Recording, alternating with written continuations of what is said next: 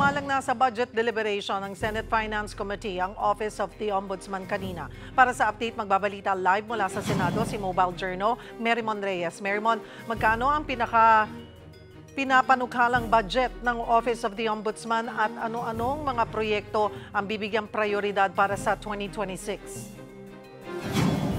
Cheryl, sa pagdiriwang ng Senate Finance Committee tungkol sa proposal 6.4 billion pesos na budget ng Office of the Ombudsman, ibinahagi ni Ombudsman Crispin Remulla ang mga plano ng ahensya para sa mas mabilis na operasyon nito, lalong-lalo sa malalaking kaso tulad ng mga anomalyang flood control projects.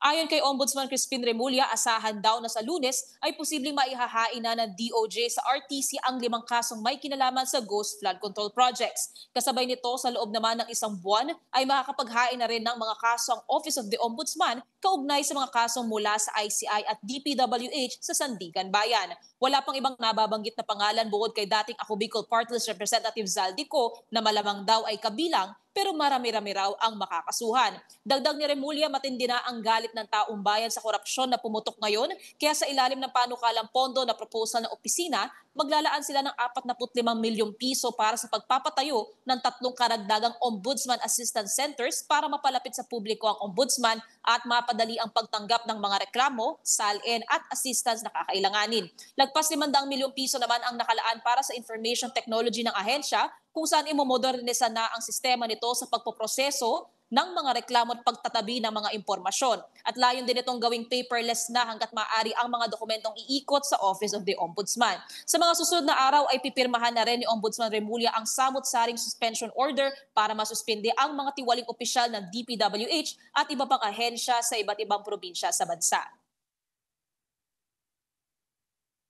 Cheryl, dagdag ni Ombudsman Remulla sa kanyang panayam sa media, sa pinapabilis sa sistema ng investigasyon at pagsasampa ng kaso, maaring sa Kapaskuhan ay mayroon na raw makukulong. Cheryl. May iba pa bang sasalang sa Finance Committee today? Oo, Shelly. So far, yan yung isa sa mga natapos ngayon. By next week, ang aasahan natin yung DPWH budget kung saan netong lumipas na linggo, binigyan ng isa pang ng 1 week itong si DPWH Secretary Vince Dizon para makapaglatag pa ng mga dokumento tungkol doon sa red flags na nakita ni Senator Sherwin Gatchalian sa kanilang panukalang pondo. Kabilang na dyan yung ilang mga duplicate projects pa rin, yung mga proyekto raw na walang station numbers. Ito yung info na nagsasabi kung kailan nagsimula at kailan matatapos ang mga proyekto at doon natin titignan kung pagka nagpresenta na itong si Secretary Dizon makakapasa na at committee level yung budget ng DPWH or kung magkakaroon pa ng ibang mga concern ang Senado tungkol dito. And then, Cheryl, by second week daw ng November, pagka bumalik na rin ng plenary sessions, asahan na natin yung plenary budget deliberations, tapos sunod na dito yung BICAM at hopefully bago raw ang araw ng Pasko, nalinis, narepaso at mapipirmahan na raw ang panukalang pondo na wala ng anomalyang kwe-questionin. Cheryl. Pero Merymon, ngayong araw, ombudsman lang. Cheryl, meron pa tayong isa pa nga inaantabayanan din na hearing ngayon. Mamayang hapon, isasalang din ang budget ng Department of Agrarian Reform. Pero so far, itong dalawa lang ang nakasalang today.